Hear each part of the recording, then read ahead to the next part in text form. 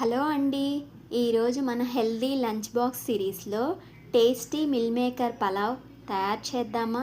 పలావ్ అంటే అందరి ఫేవరెట్, కానీ ఈ మిల్ మేకర్ పలావ్లో ప్రోటీన్ ఎక్కువ, టేస్ట్ ఇంకా స్పెషల్గా ఉంటుంది. అలానే ఈ రెసిపీలో ఒక స్పెషల్ కిచెన్ టిప్ కూడా షేర్ చేస్తాను. వీడియో మొత్తం చూడండి. ఇంకా లేట్ చేయకుండా వీడియో స్టార్ట్ చేద్దామా? వెల్కమ్ టు మై ఛానల్ అచ్చ తెలుగు పిల్ల.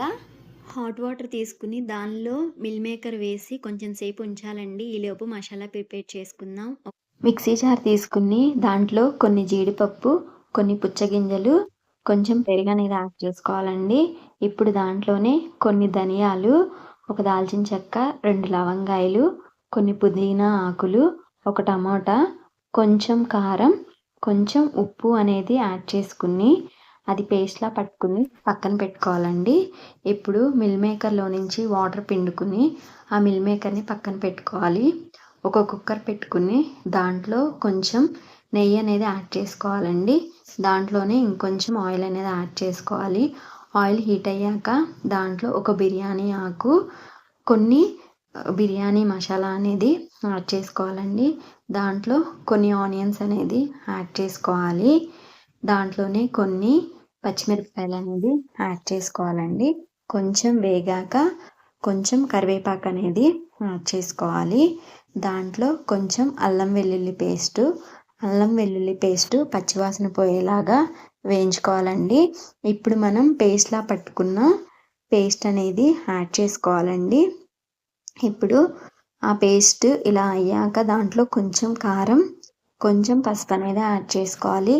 ఇప్పుడు ఆయిల్ పైకి తేలుతున్నప్పుడు మనం మిల్ మేకర్స్ అనేది యాడ్ చేసుకోవాలండి. మిల్ మేకర్స్ని కూడా ఒకసారి మొత్తం మసాలా అంతా పట్టేలాగా కలుపుకోవాలి.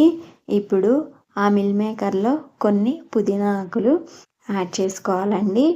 ఇప్పుడు మనం కడిగి పక్కన పెట్టుకున్న రైస్ అనేది యాడ్ చేసుకోవాలి. ఈ రైస్ కూడా మొత్తం ఒకసారి కలుపుకోవాలండి. ఇప్పుడు మనం తీసుకున్న రైస్కి వాటర్ అనేది యాడ్ చేసుకోవాలండి. లాస్ట్గా సాల్ట్ అడ్జస్ట్ చేసుకుని కుక్కర్ మూత పెట్టుకోవాలండి. చూసారా, అయిపోయిందండి. ఇది easy and healthy meal maker pulao అనేది రెడీ అయిపోయిందండి. చాలా అంటే చాలా ఈజీ కదా. మీరు కూడా ఒకసారి ట్రై చేసి ఎలా వచ్చింది ఏంటి అనేది నాకు కామెంట్ చేసి చెప్పండి.